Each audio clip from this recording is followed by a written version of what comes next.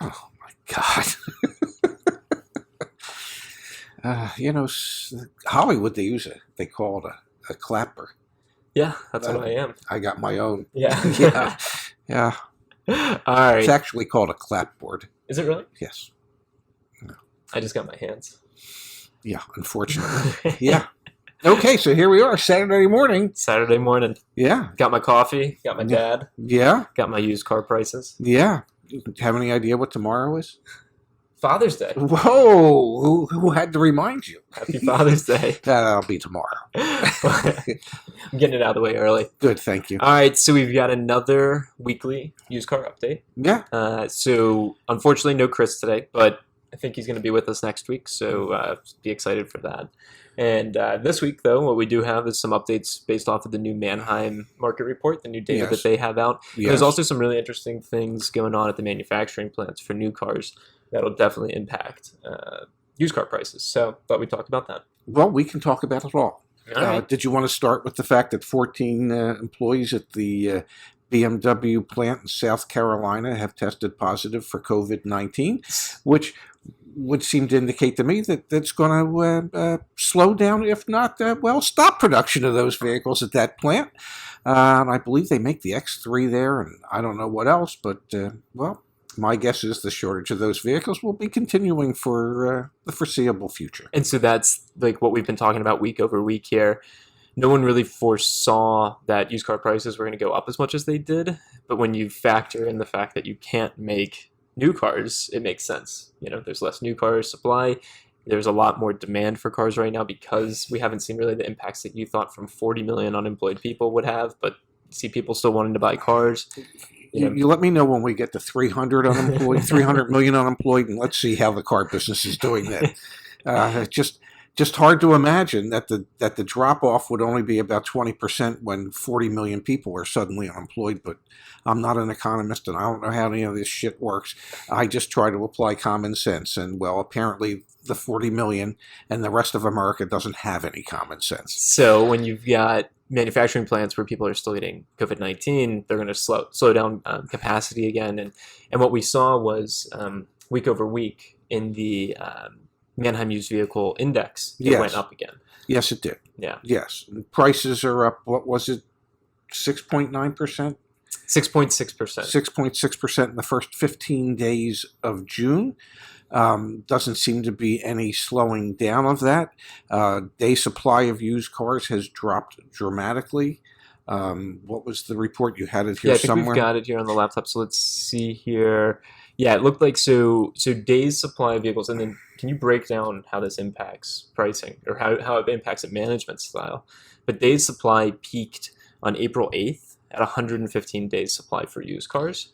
Usually, based off of Manheim, the normal retail supply is 44 days, and we were recently at 31 days worth of supply. So explain to us what that actually means. Well, that's a good thing for most dealers in the sense that dealerships all have a used car aging policy where they want to turn their used cars as no later than 90 days of age. So once you get the car in stock, if you haven't sold it within 90 days, it's got to go to the sale.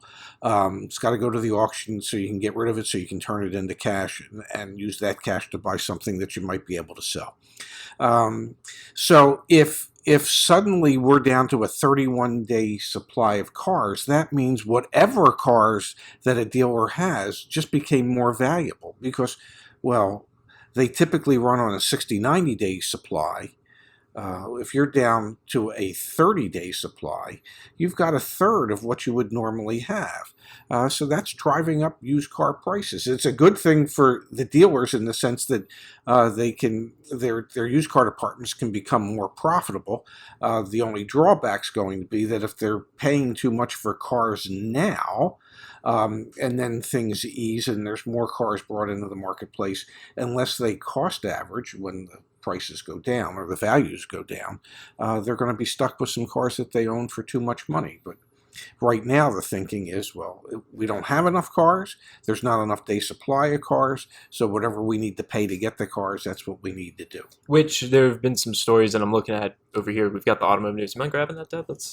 We're not playing around. we get industry publications.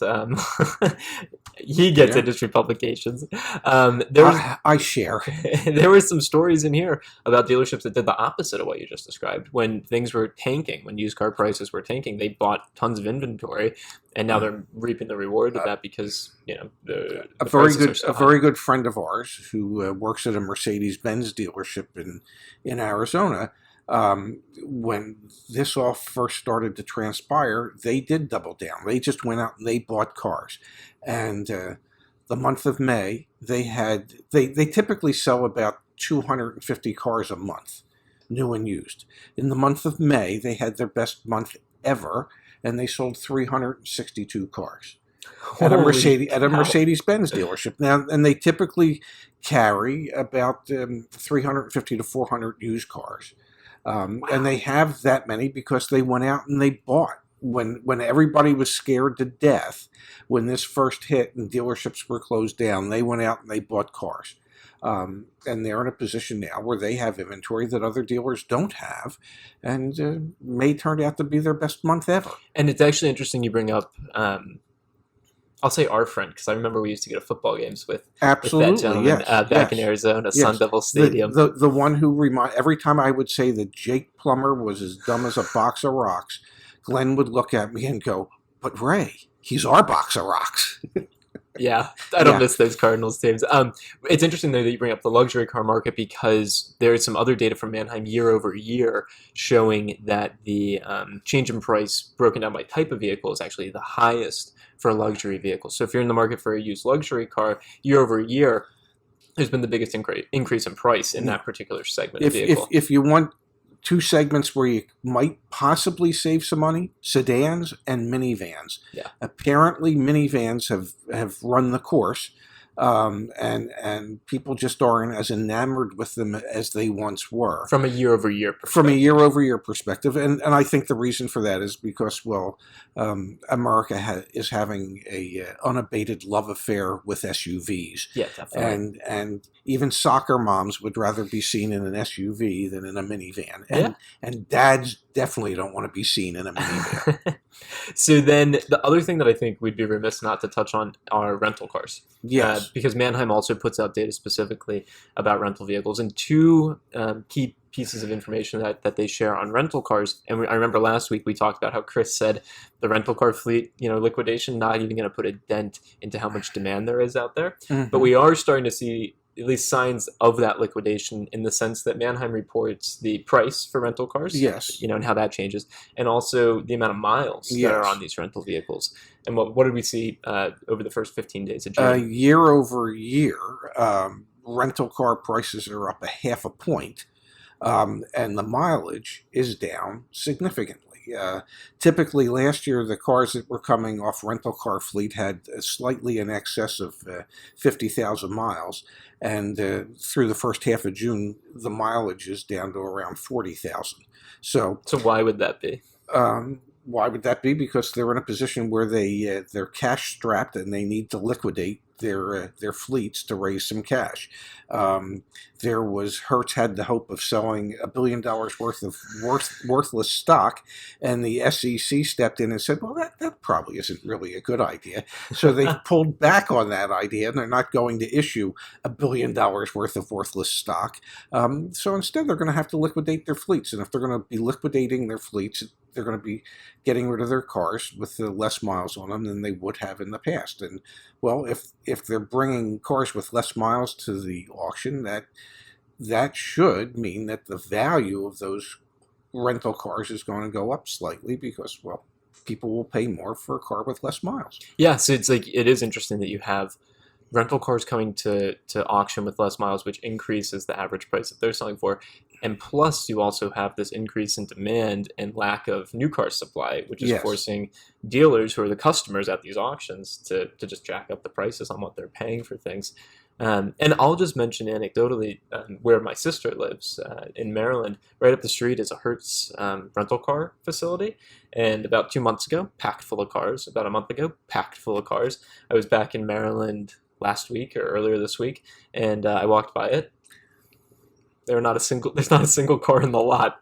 And I turned to I don't think they're rented. yeah, exactly. I turned to the guy that I was walking with, and I was like, "You know why that is?" He's like, "Oh no." I'm like, "They went bankrupt. That's why that is. They're selling those cars." Yeah, they have So to get rid of them. it was really interesting to see firsthand.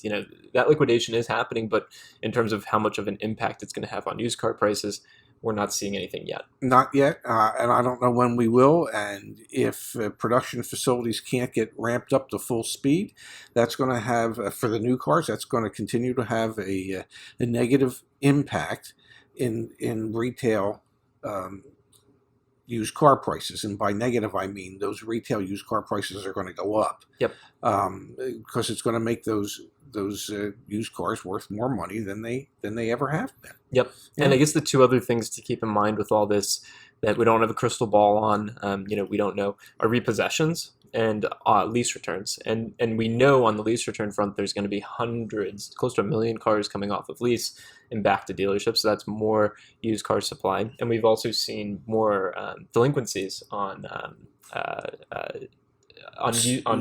loans. Yes. Although it was interesting in the Manheim data, they said that delinquencies actually improved from May to June, but primarily because of loan deferments and things like that. It's like they said in the movie Airplane. The shit's going to hit the fan, folks, and when it does, it's going to be ugly. Yeah. But it's going to happen. You can only defer payments so long for people that don't have money and don't have the ability to pay, and then the day comes where you're not deferring it anymore and they have to start paying, and then they can't.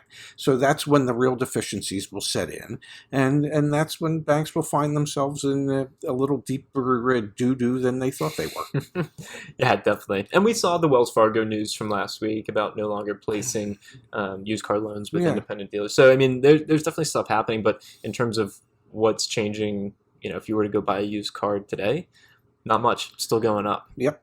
So maybe it's best to buy it today, even though the prices are higher, because it appears as if they're going to be even higher again next week. And it's kind of like stocks, Evidently they only go up.